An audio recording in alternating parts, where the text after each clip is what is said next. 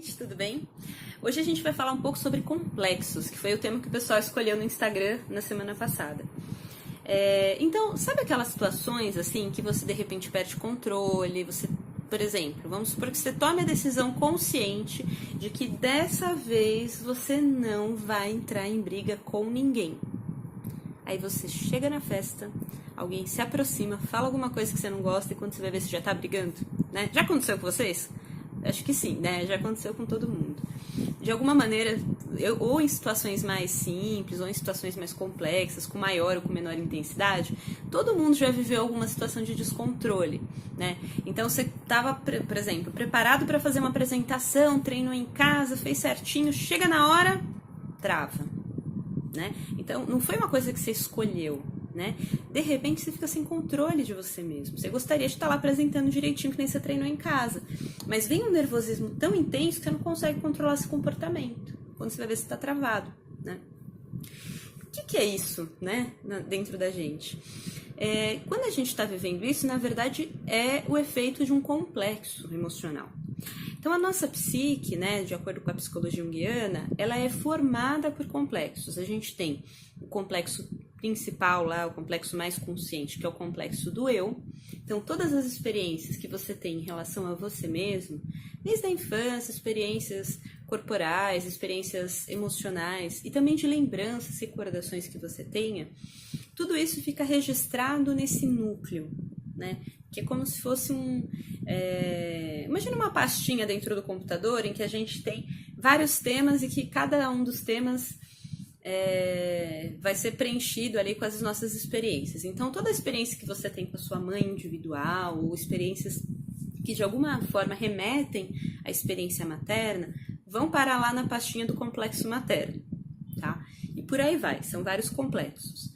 E esses complexos, eles vão meio que se movimentando dentro da gente. Então, quando a gente tem alguma experiência que desperta o conteúdo de algum desses complexos, esse complexo vem à tona e acaba atuando de uma maneira inconsciente, né?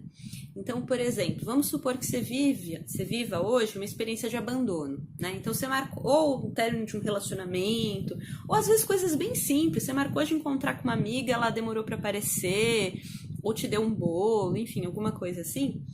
E essa experiência de hoje, presente, ela remete essa sensação de abandono que você tem, né? Então vem à tona esse complexo materno negativo, por exemplo, de uma mãe que não era presente, enfim, todas as experiências de abandono que você foi registrando durante a vida, mais essa de hoje, que também fica lá registrada junto, né? Vem a carga emocional de todas essas experiências. Então, olha a força disso. Então, muitas vezes, a gente tem uma reação que parece meio desproporcional, porque a pessoa só chegou meia hora atrasada e você começou a chorar, né? Ou a pessoa chega e teve uma super justificativa para chegar atrasado ou atrasada e você, de repente, fica nervoso, nervosa, briga com a pessoa de um jeito muito desproporcional, fala besteira, enfim, quase que rompe com a amizade se deixar, porque tem situações de descontrole que chegam a esse limite, né? Então, a gente está falando da atuação de um complexo. Então, num processo terapêutico, o que vai ser o trabalho do analista, né, do psicoterapeuta? A gente vai começando a tomar consciência desses complexos. Então, no primeiro momento, você começa a perceber, né? Então, por exemplo, você está vivendo uma situação no trabalho, de um desafio profissional muito grande, mas começa a vir na sua cabeça, assim, aquela sensação de que você não consegue, que você não se esforça direito, de novo, você não conseguiu entregar o relatório na hora, sabe assim?